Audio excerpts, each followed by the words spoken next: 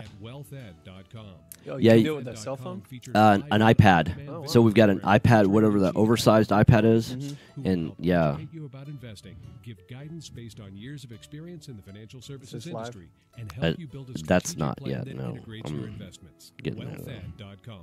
The site dedicated to wealth education. Wealthed.com. Securities I always think it's interesting that it takes a while for me to pop up on my feed. A registered investment advisor. There we go. All investments are subject to risk, including loss of principal. Now there are even more ways to stay on top of the latest Yep. business news. Just log on to our Oh, website. Jason just shared it. But- You can also follow us Really? on Facebook at KTEK Houston. Oh, or you know listen what? to us 24/7 on the Oh, FM that's- dial at 96.1 So did you FM. keep your same more phone, or you searching actually for the got a latest new phone? business Actually, it's a news. new phone, It's yeah. easy to keep Yeah, they track said of I- your portfolio. Yeah. Business I 1110 already cracked my FM 96.1. Yeah, I- screen protector again. KTEK Yeah, nice. Alvin Houston. The following program, paid for by All right. Right Path Real Estate, does not necessarily represent the views or opinions of the staff, management, or ownership of this station. It's time to get on the right path with Right Path Real Estate Radio with Tom Perry. Get the answer to your question that's keeping you from taking action and succeeding today.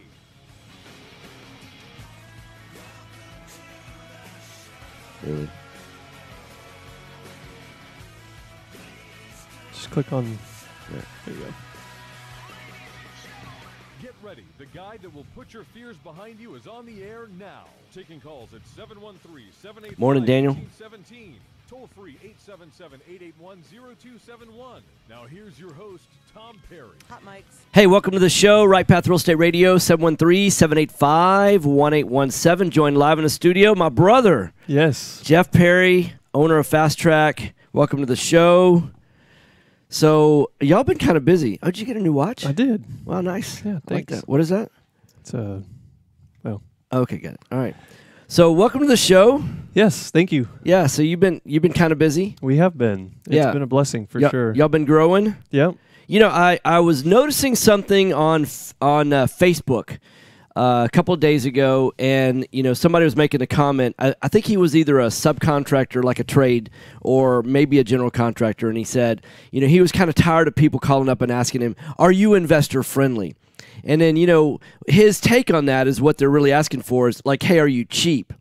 And I know that when I first started Fast Track, my idea about being investor friendly was it was the segment of the marketplace that I felt like that we were going to form a niche in, that the people that do retail remodeling, they really have to work around, if you're going to paint the house, for example, you got to work around the furniture that's in the house. You've got to work around, the family schedule. You've got to do a lot of things. When an investor buys a house and they're taking all the stuff out, you can get in and get out. You can schedule trades. If your painters want to paint at 2 o'clock in the morning, you can really create more of an assembly line type of process, much like new home builders do.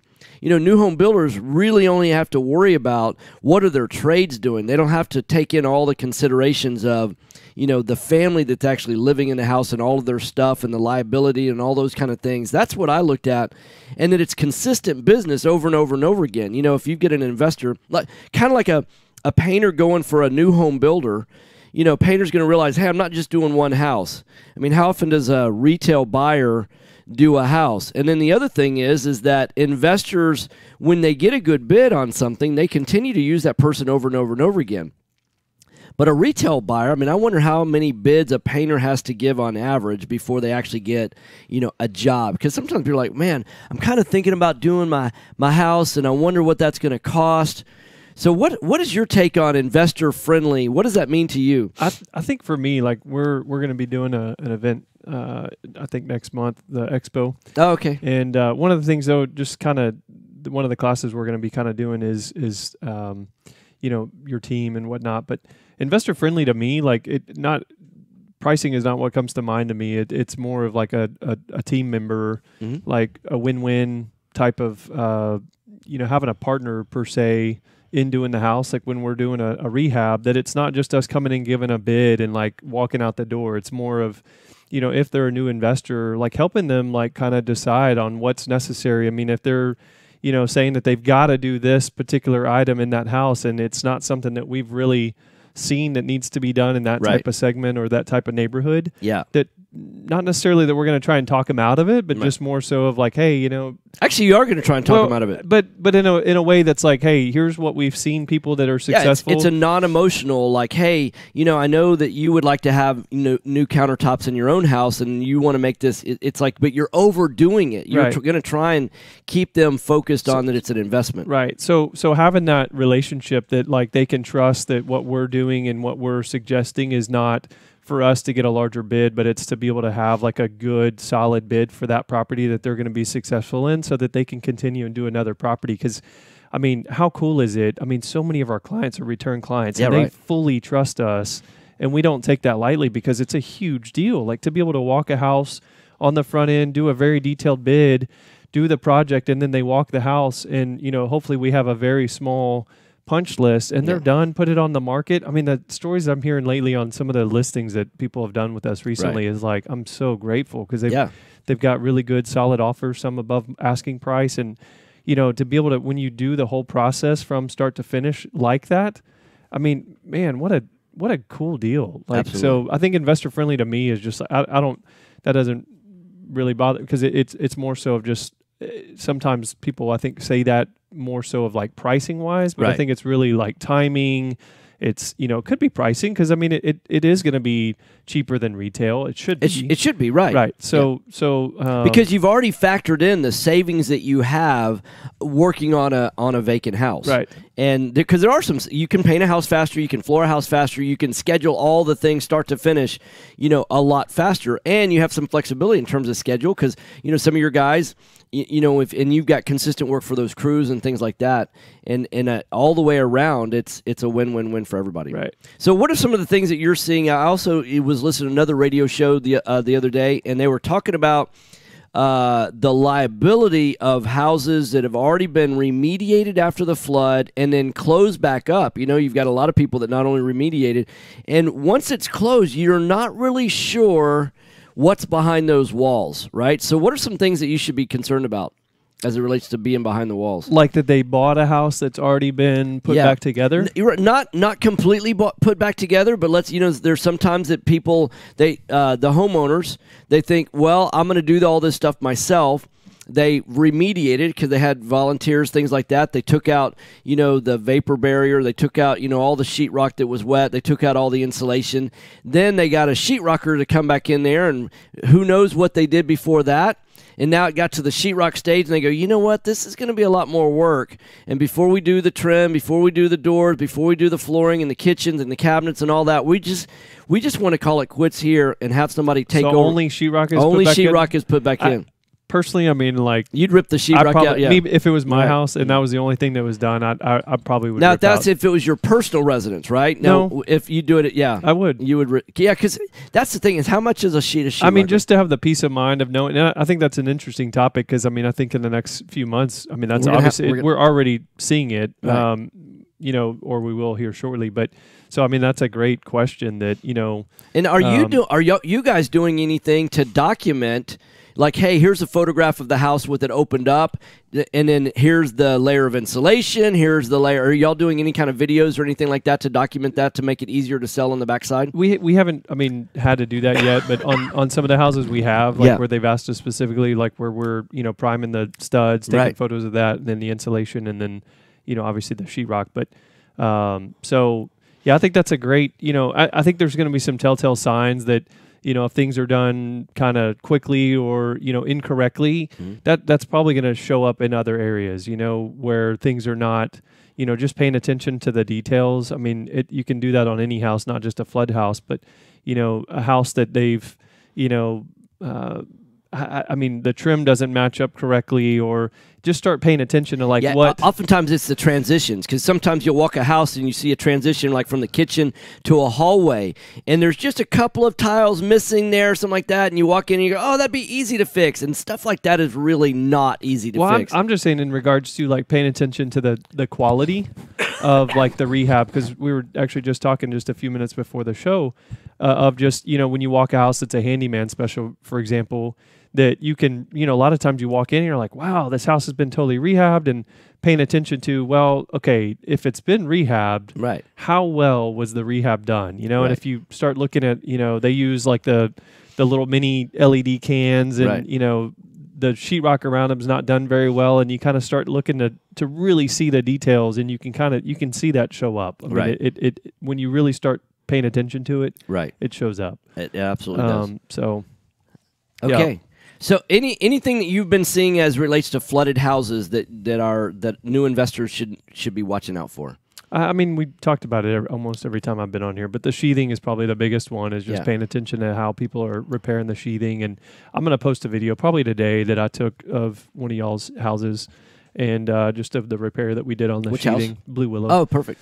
So just to show people. Is that all sheathed now?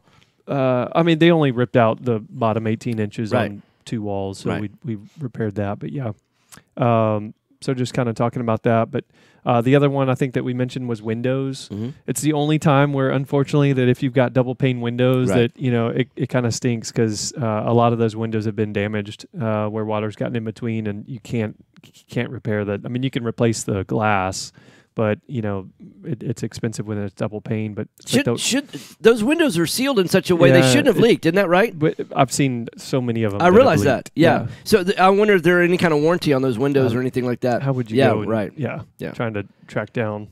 I mean, proven. So, but anyways, yeah. So it's the one time where you wish you had single pane windows. Man, I'm falling asleep on my job. It's all here right. I kinda producing like on these. the mountains. Yeah. All right. Well, Um, I also want to give out y'all's information though. Fast Track Remodeling. It's fasttrackremodeling.com. 832-742-9992. 832-742-9992. They're turnkey general contractors specializing in the investor marketplace. So whether it's buy only and for hold, investors, yeah.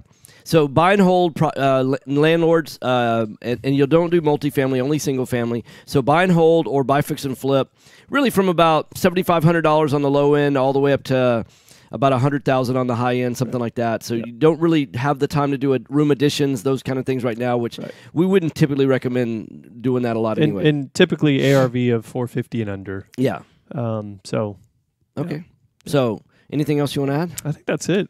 All right. Well, you've been listening to Right Path Real Estate Radio. The number is 713-785-1817. I've been joined live in the studio with my brother, Jeff Perry with Fast Track Remodeling. It's fasttrackremodeling.com, 832-742-9992, 832-742-9992. Thanks. Thanks for coming in, man. Yeah. All right. Mike's off.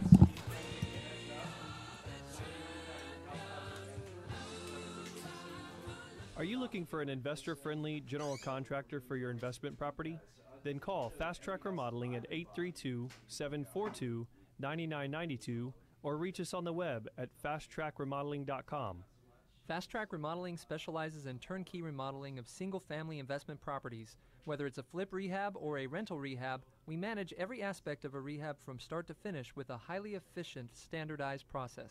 Over the last 6 years, Fast Track has completed over 700 projects, which has helped us to create our 3 keys to success. Use a detailed scope of work so that everything gets done, train and maintain quality crews so it gets done right, and complete the work in a proper order so it gets done fast. No more managing it yourself, no more doing the work yourself. Fast Track Remodeling really does manage it all. So give us a call today at 832-742-9992. Again, that's 832-742-9992, or reach us on the web at fasttrackremodeling.com. Hello, real estate investors. Do you need a lender that moves fast at the speed of a jet to fund your investment property? Jet Lending will help you purchase properties quickly with as little cash out of pocket as possible. Jet Lending also sets up a repair escrow fund to help you with repair costs. Jet Lending has originated over 2,000 loans in Texas, valued at over $250 million. Jet Lending will help you evaluate your deals for free and give you feedback on value, cost of repairs, and potential loan amount. Jet Lending is your fast and friendly hard money source for first-time investors and seasoned professionals. Call 281-872-7800 or email us at info@jetlending.com.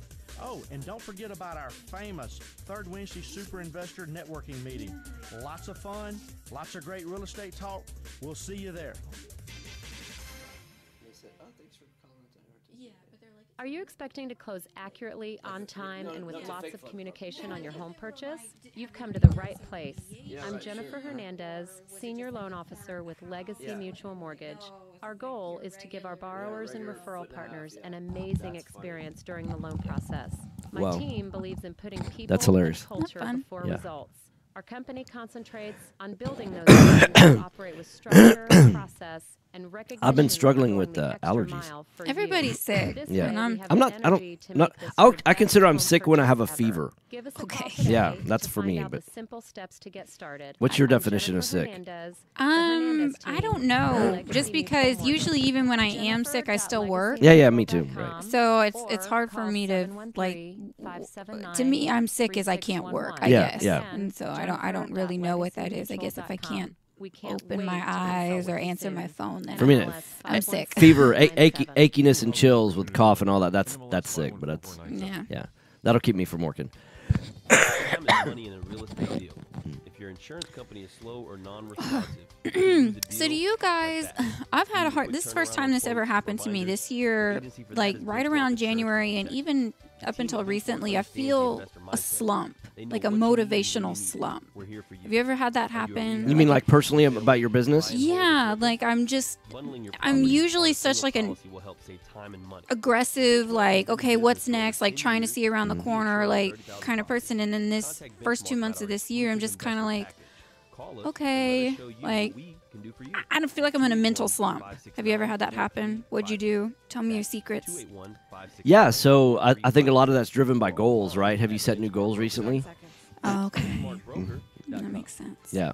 No, we met all our goals for last year. I know, but now you need new ones. You know. No. But yeah. Oh, that's gonna be my assumption, and we can talk more about that. But maybe we can talk about that on the air. Sure. Because there's nothing new going on in appraisals. All right, y'all, you ready? Ready. All right, hot mics. Hey, welcome back. Right Path Real Estate Radio, 713-785-1817. Joined live in the studio with Michelle Imler. She is NextGen Appraisals. 713-346-9911 is her number. Welcome to the show. Thank you. Yeah. So we always have to ask the question. You know where it's coming, right? Flooded houses versus non-flooded houses. Are you, on the investor side, are you still seeing a massive number of flooded houses, or is it like 50-50? It slowed down. We were seeing a huge amount of flood houses at first where it felt like that we kind of refer to it as an assembly line, like how we operate. And it's almost like the assembly line was, okay, do flood properties. Yeah. And then we started seeing, quote unquote, regular houses. And we're like, what do we do? It's not flooded. What do we do? How do we appraise this? And, right. Which we did. Obviously, it's a lot easier to appraise properties that have not flooded. But yeah, it slowed down in terms of how many flood properties we're appraising right now. Overall, your number of appraisals has not dropped, right? No, correct. So what are you the finding? Percentage of what we're doing at one point was probably 95% flood properties. Yeah. Just all of them were flood properties. Right, sure. And then now we're probably seeing about 50-50. Okay. Which is still high right. compared to what it usually is. Of course, yeah, because historically it's been like 99-1, right? Yeah, and I mean, even after the tax day flood, we saw maybe 5 flood properties that we appraised. Wow. And now I don't know how many exactly it is, but it's well above 5. Yeah. So. Okay.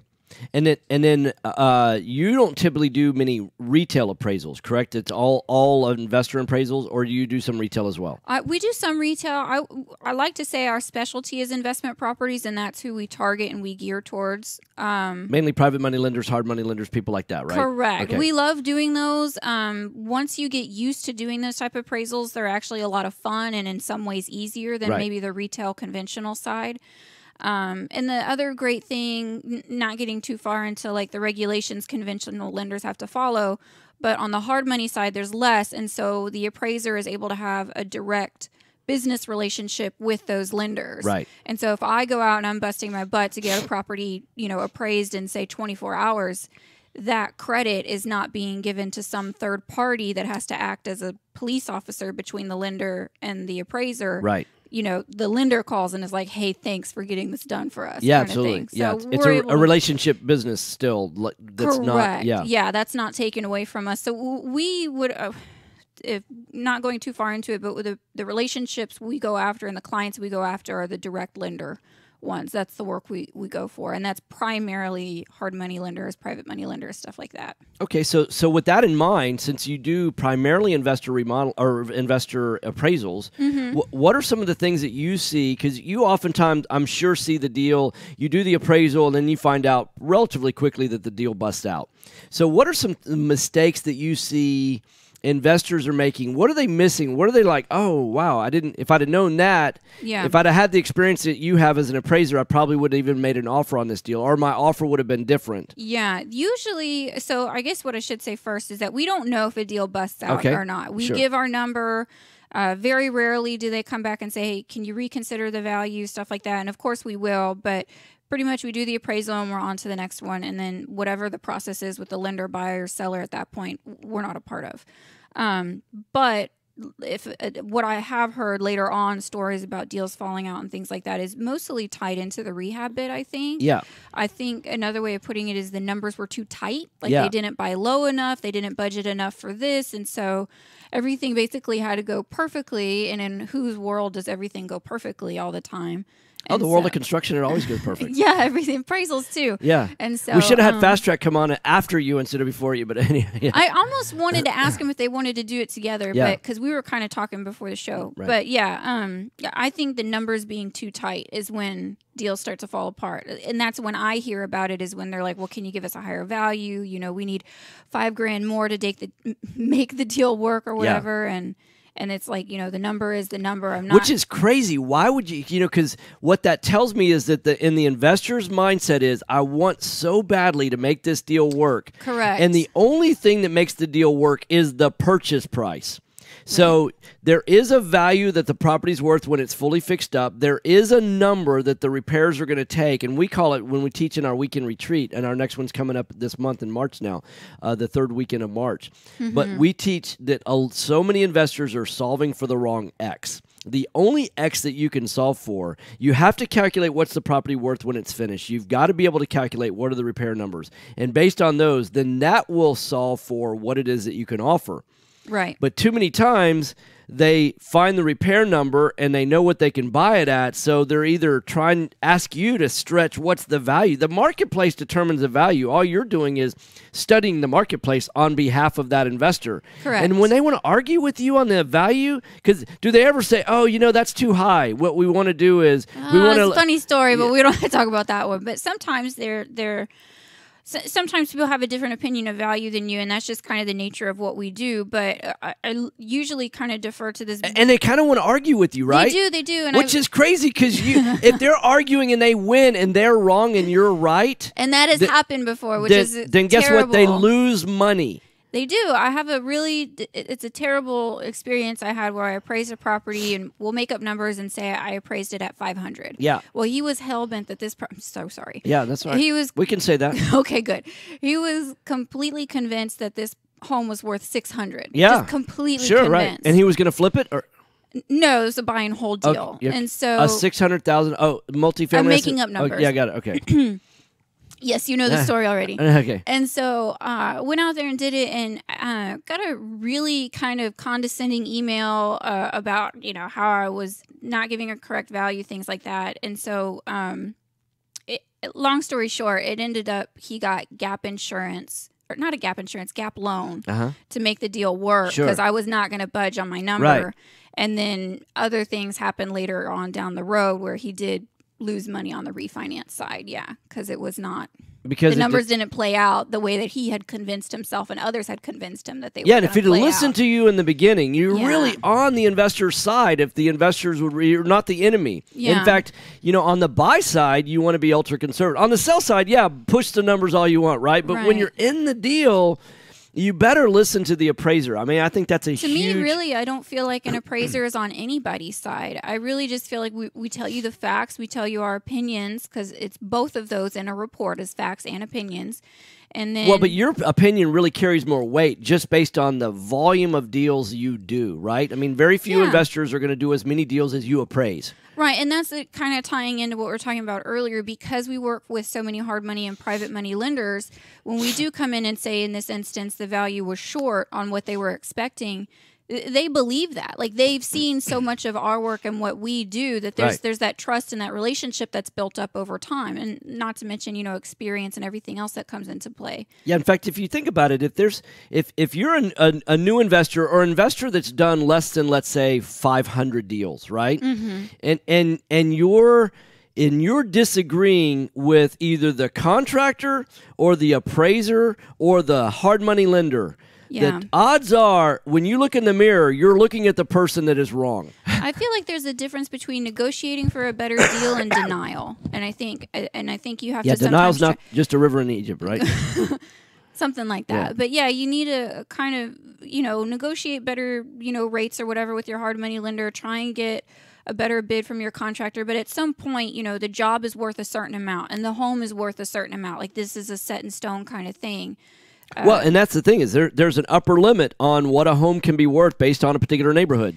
I've described the story before. If if a lottery winner moves mom's trailer out of the trailer park and builds $1 million home in the middle of the trailer park, that doesn't mean it's worth $1 million ever. Right. And so you take all those kind of things into consideration. So the market will dictate what's that limit, right? And why do we always want to try and be pushing for that? That's where risk gets added into the deal. Correct. And if you're relying on that risk, then you're setting yourself up for failure. But I actually have a canned comment in my emails now talking about this, where someone will say, why didn't you rely on these comps, give it a higher value, blah, blah, blah. And I'm like, every market has possibility and probability. My job is to find the probable value of what it's going to sell for.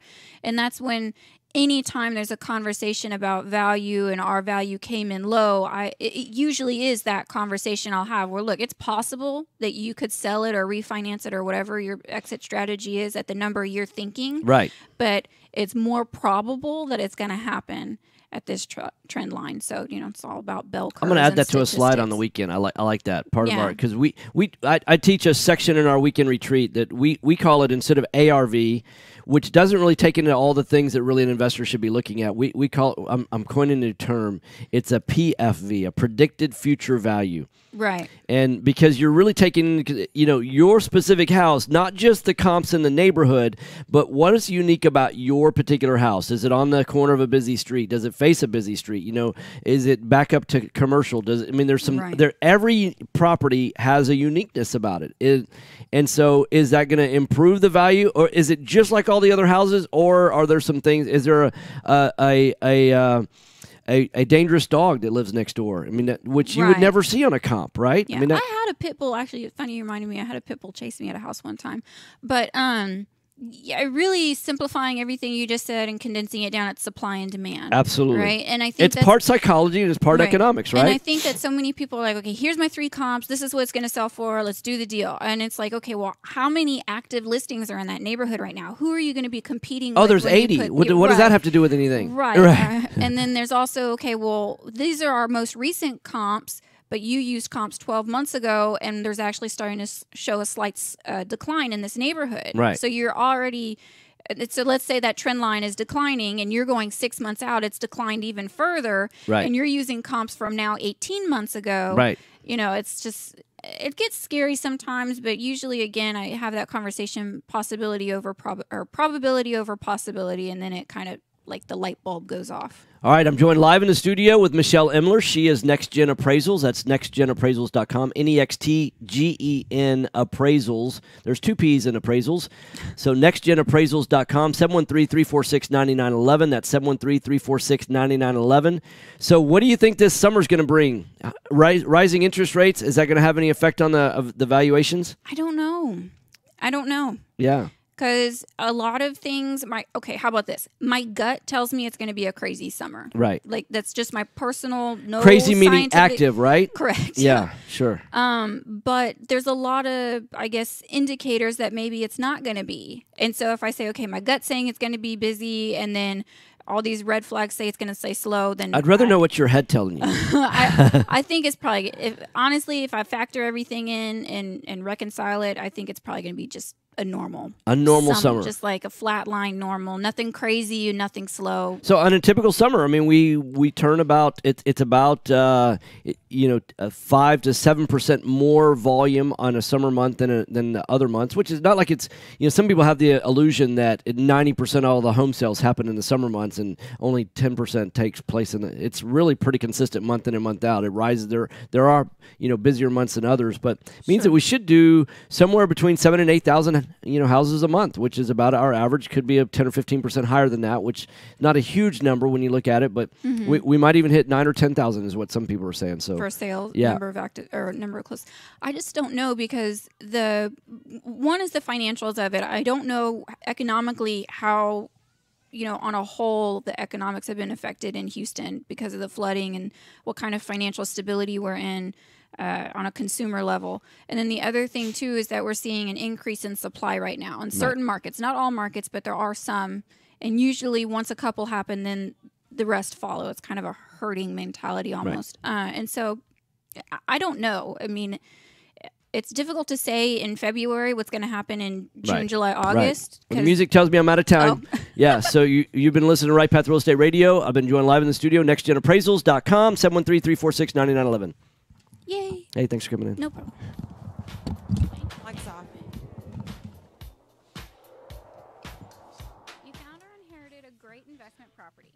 Problem is, you don't know how much it's worth, or more importantly, what to do to maximize your investment while mitigating risk. This is exactly why we started NextGen Appraisals.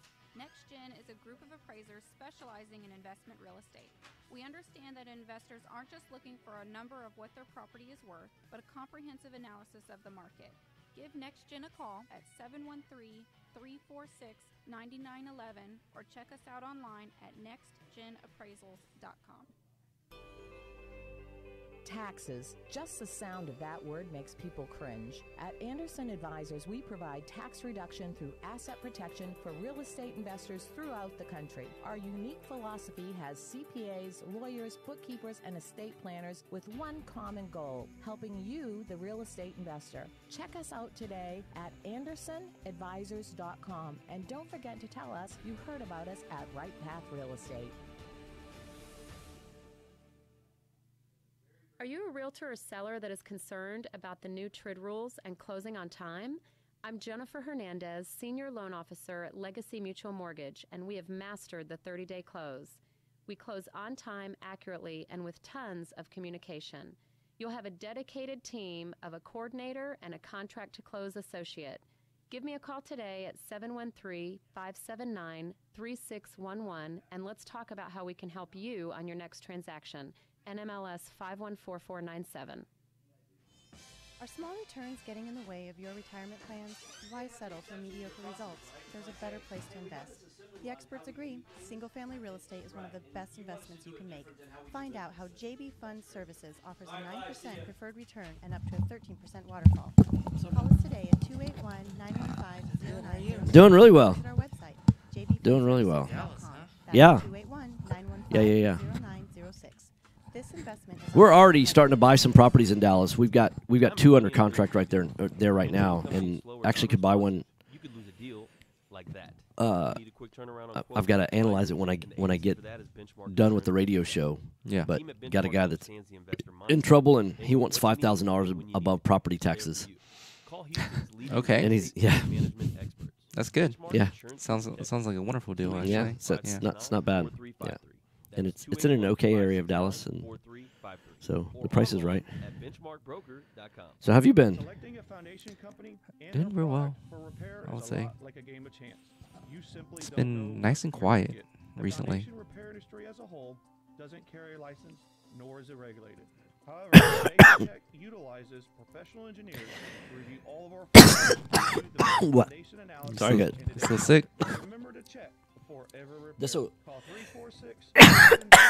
it'll start and then it goes away for hours and then comes back for a little while. Real estate investors, if you're not familiar with Quest IRA, let me tell you what you're missing. We've got free weekly educational classes, networking opportunities, and the ability to tap into trillions of dollars for your real estate investing deals. Come by our office or join us remotely as we simulcast all of our educational classes every Tuesday Why are you so morning yellow and in your evening. For more driver's information, license? Call us at 1-855-FUN-IRAs or visit our I think it's the website way they at did it in questira.com. in their processing. Yeah, it looks like I'm jaundiced. Yeah, 30 but seconds, guys. or Asian, one or the other. Yeah, look, it's Thomas Lee. Yeah. Forget the last name. Just Yeah, Thomas Lee. Thomas Lee. I remember when I had my kid, they're like, "Oh, I think your kid has jaundice." I was like, "No, I actually think he's just Asian." You know? That's funny. So give us a call today at 832-742-9992. This is Business 1110. All right, gentlemen. Hot mics.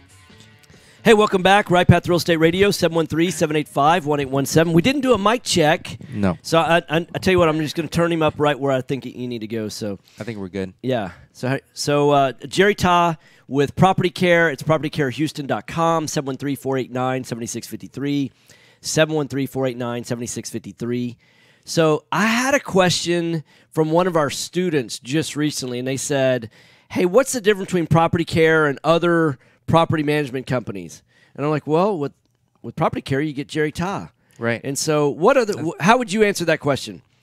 Well, I think one way I always answer is that, we do focus on investors. Mm-hmm. And being an investor myself, I know where cash flow is at. Right. And that's why we move towards a flat fee model. Right. Right. So just because I know that you have a $2,000 rental a month versus a $1,400 rental, your cash flow still may be the same. Right. So that's why we move to a flat fee model, because we know that. Yeah, because you can be making $400 a month on both of those, right? Right, exactly. Yeah. Mm-hmm. So, but if you do a percentage based on gross rent, a $2,000 rental based on 10% would be $200 versus $85 in our perspective. Right. And is there really more management on a $2,000 a month rental than there is on a? And the way we look at it, the answer is no. Is that I think we get a better tenant for the most part. Not always the case, but generally, I know a lot of investors that do adopt that attitude. They want to buy $300,000 houses that rent for $2,000 a month because they feel like they're going to have a better tenant. Right. And I would argue, I don't know that that's the case. There are some argument to be made that you may experience more appreciation or something like that in the $300,000 house. Than we are not the type of investors where we're looking for only cash flow deals, like go into the hood, buy a $50,000 house that rents for $900 a month, because you're not really ever going to get appreciation, because it was a $50,000 house 10 years ago. It'll be a $50,000 house 10 years from now. You'll never really see appreciation because you don't have the retail market that's driving those prices up, right? Right. It's always an investor that's your exit strategy. And we like having an exit strategy. One of the things we love about single family, especially versus multifamily, is that you really have two exit strategies if you're ever going to sell a single family house. Mm-hmm. You can sell to an investor if you want, or you can sell to a retail buyer, right? Right. In multifamily, you don't have that. You're always going to sell. You'll never sell to a retail owner-occupant, right? You're always going to sell to another investor. You only have really one exit strategy. And the same thing on lower-end houses. I mean, real low-end houses. Or you could do, some people argue owner finance, which, whatever. Yeah. So I mean, to answer people's question is that I think at the end of the day we do a lot of the same things, right? And I think every company out there wants to probably do a good job and collect rent, put in the best possible tenants, manage repairs in a way that makes sense for the owners. But I think just from my perspective, being an investor myself and knowing where cash flow is at, I try to really focus on making sure that it's a good investment, for you, which helps me in my business. Because if it's not a good investment for you, then what's the point? I mean, why are you in this game? So I understand that, and that's why we try to get investors. Okay, so in terms of the marketplace itself, what are you seeing? Is there too much supply in rental properties? Is there not enough supply? Is it about equal? What are you seeing in terms of vacancies, things like that? It's been strange, but right after the break, I think in January we leased out almost every single property that we had that was worth anything. Yeah. So we're actually barely having any vacancies at all. So I think in the marketplace right now, it's been great. Are there some areas that you see that are hotter than others? You wish you had more inventory in a particular area. Are there areas that you don't really want more inventory, things like that? I think the focus on schools is always a big thing. I think areas that has good schools always generally lease a little bit better. houses that are close to major highways. Right. More accessible. Always lease a little bit better than neighborhoods that are tucked into really far away from major highways. And that's just always been the case for any and every neighborhood. Today is March 1st, by the way, so I hope everyone knows that rent is due. Right. Rent is due today. Rent is due. Yeah. Not the 3rd. Right. It's not rent is not due on the 3rd. It's late on the 3rd, right? Right. Okay, so actually it's still on time on the 3rd, right? It's actually late on the 4th. Right. But rent is actually due on the 1st. Right. Yeah. And then late fees apply on the 4th. After the 3rd on the 4th. Okay, so what are some things if most of our listeners are are investors. So Daniel Vera's asking a question: when a house is vacant, is there still a management fee? No, there's no vacancy fee. So that's maybe one other thing that we're different from other management companies, that we do not charge a vacancy fee. So if the landlord's not collecting rent, then y'all aren't collecting a fee. That's correct. So you align your goals. I love that, because that means that your goals are perfectly aligned with the investor. And then he also asks, how would PropertyCare handle a break-in? Well, call 911, call the police, right? Right, we call the police, file a police report. We stand there, and there's not really a lot you can do. Yeah. I'll tell you though, I have a story where we had one of the most interesting break-ins. Was that we had a break-in and we could not figure out how they got in. Okay, we looked everywhere. Yeah. And then finally, it was like they had taken all the copper wires out of the house, and we were like, how did they get in? Yeah. And they drilled a small hole right at the window lock. Yeah. And then poked it in and then lifted up the window. But the hole was so small that we didn't see it at first without, really drilled a hole in the window or in the window. okay, they drilled a hole in the window. Yeah. So through the glass, and Through you didn't see the hole in the glass. Yeah, it was just a tiny where you could just put a stick through it to pop the window lock. Yeah. Yeah. Wow. That's creative. Yeah. And actually, I had another situation where they did the same thing, but they ended up breaking the window. Oh, so. They tried to drill it. I mean, it cracked the bottom, but you can kind of see where. So they actually took the time to drill, to open up the locks, to be able to open up the window, come out inside, just to rip the copper out. Yeah. And I don't know if people know, it's a lot of labor to rip the copper out of a house. Mhm. And they end up getting somewhere between $20 and $40 for that copper. And it takes about, I've heard, as long as 5 hours. So they're getting somewhere between $4 and $8 an hour. Right. And which is not, great return on their time. And, not that criminals like this are real brilliant. Right. I mean, we've always had discussions where, if someone's going to steal your AC, I would much rather pay him $400 and don't steal my AC, because now you just stole my $3,000 AC unit when I could have just given you $300 if you're going to take it anyways. Right. Yeah, but if somebody said, "Hey, I'm going to steal this afternoon because I got some free time. I'm going to steal your AC system. Can you just fork over $300?" Would you actually do that? No, but if you're thinking maybe why don't we just put $300 envelope on the AC unit, hey, don't take the AC, just feel free to take this. You know what would happen though, right? They're going to take the envelope and then they'll take the AC too, right? Yeah. They'll be hey, thanks for the bonus. Yeah, so then yours would be the first to get stolen. So it's Jerry Top, PropertyCare Houston. It's PropertyCareHouston.com, 713-489-7653, 713-489-7653. So I always like to ask the question of radio show sponsors. What do you see the rookie mistakes that rookies make? I think people they want a cash flow real quick. Yeah. And then you just pick the first tenant with money in their hand and put them in the house. Yeah. It's I'm cash flowing, and then next month you got to file an eviction, and then you got to fix up the house again. Yeah, Jason did a Facebook Live. He brought his wife in. We swapped out phones. We've just recently swapped from Sprint to Verizon, and so Sarah, Jason's wife, had come in because of the phone swap, right? Mm-hmm. And so they did a Facebook Live together, kind of reminiscing about the early days. And she was in charge of screening tenants back then. We don't do that in house anymore. You handle all of our and. Everybody comes in and says, I'm going to be a great tenant, right? Everybody, when you meet them, they're really nice. They're on their best. It's a little bit like a job interview, right? Right. And everybody's on their best behavior when they're trying to get a place. Mm-hmm. But it's not until you get the application, you run everything, you're like, oh wait, you've been evicted from the last 4 places that you've lived, right? That wouldn't necessarily. So you can't just go on feelings when you're screening tenants. You actually have to have an organized process, right? Right. So how many different things do y'all look at when y'all are screening on a tenant? You look at credit, right? We look at credit, criminal, rental history. Job history. Yeah, job history. Okay. If you know how long they've been there, their income, and I wanted to show this. Look at this pay stub that one of my friends got. Look at the website. What's the website? Oh, stubcreator.com.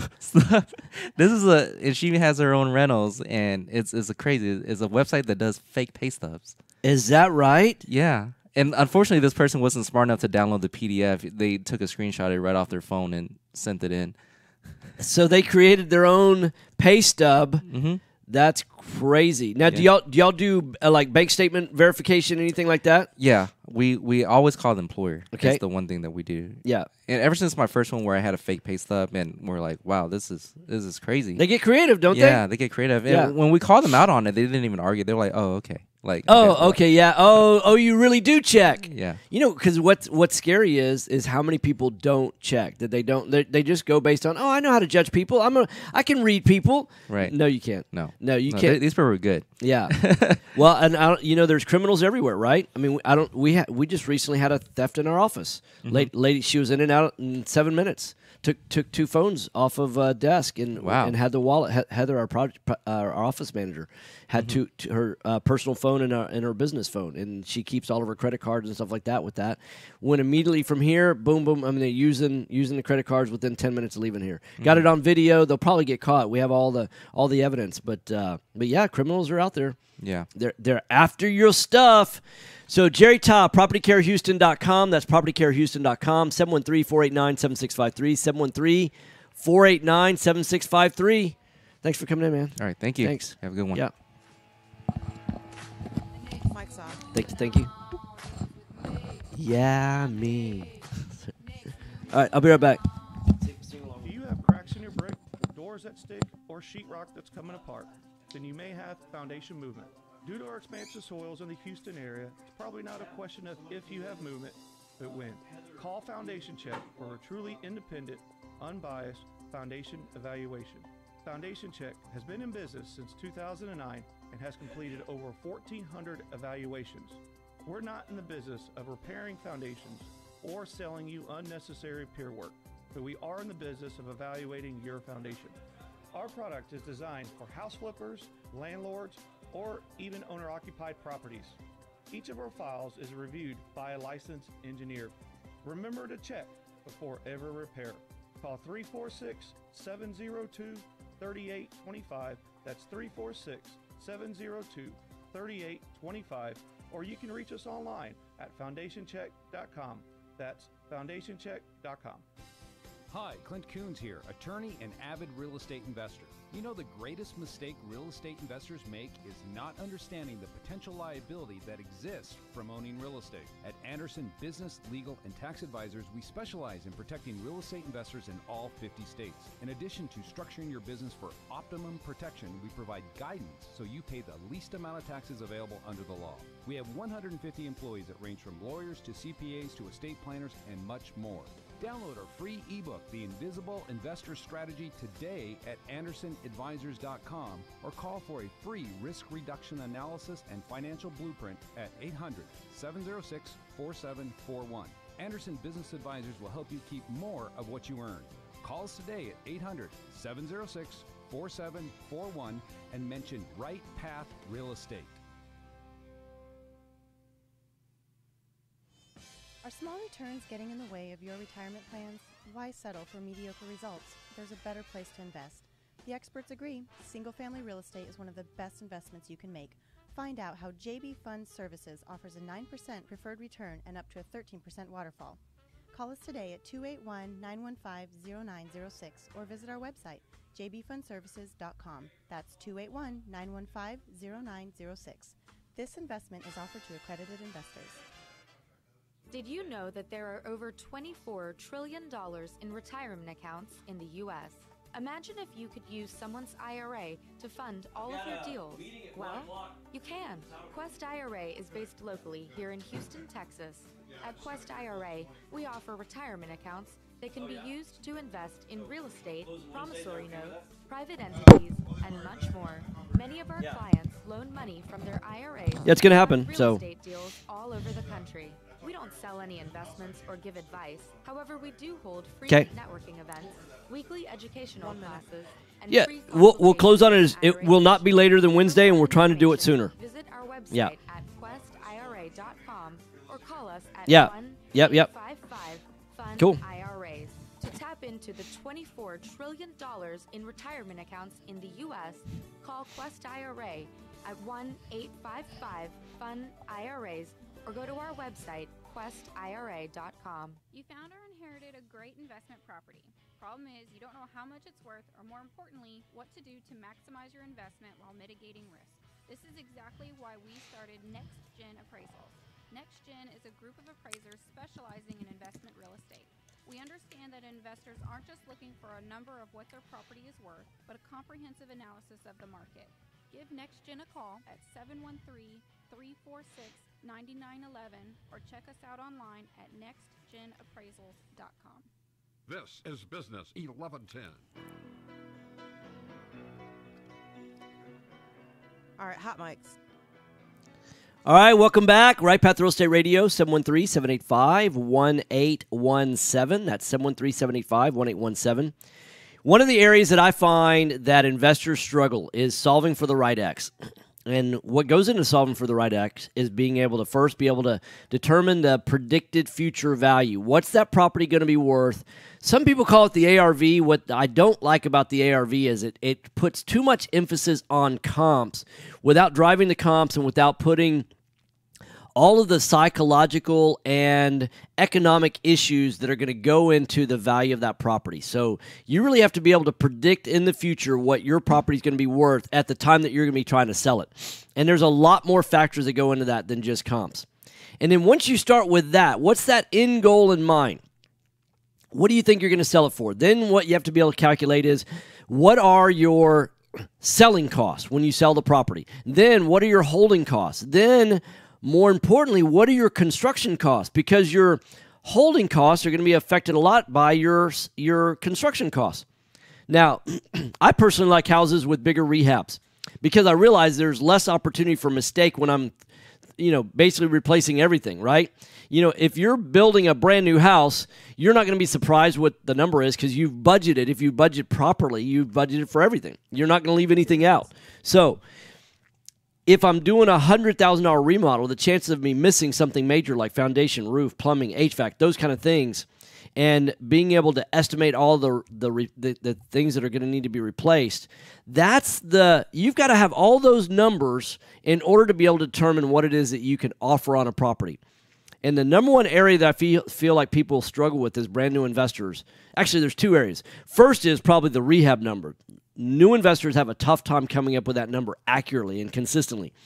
And I've seen wide ranges. I used to do a bus tour, take investors out and look at the first property and be able to estimate the repairs, and then have an investor, have a whole bus full of investors go out and get close to those repairs. And let's say my number was $32,000. I would have some investor that would say it was only $3,000. I'd have another investor that would say it was $90,000. And both of those are in such far extremes that if you're either one of them, on the $3,000, then everything's going to look like a deal, and you're going to lose a lot of money. On the $90,000, it's just as bad because you'll never buy a property because everything doesn't look like a deal, and you won't be able to ever get a deal because you're offering way too low based on that high number. You've got to get within 10%. You need to be able to do it because good deals move fast. You've got to be able to do it in 10 minutes or less. I say all that to say this. We've got a bus tour happening this Saturday. If you're an investor and you don't know how to be comfortable with estimating repairs, and we're going to have an insurance person on there. We're going to have a foundation guy there. We're going to have a hard money lender on the bus. We're going to have Fast Track's going to be on the bus. I'm going to be on the bus. If you want to learn how to estimate repairs, if you want to know what the process actually looks like, get on the bus. We have a few spots left. Go to rightpathrealestate.com. That's rightpathrealestate.com. And don't forget, if you want to learn how to get within 5 years, to realize that you're within 5 years of retirement as of today, go to rightpathrealestate.com, register for the bus tour, and also register for our free Pathway to Income and Wealth workshop that is tonight. You don't want to miss either one of those events. Thanks for listening, guys. Jason Bible will be here with Investor Friday. All right, Tom, have a good one. Thank you, Nikki. Bye-bye.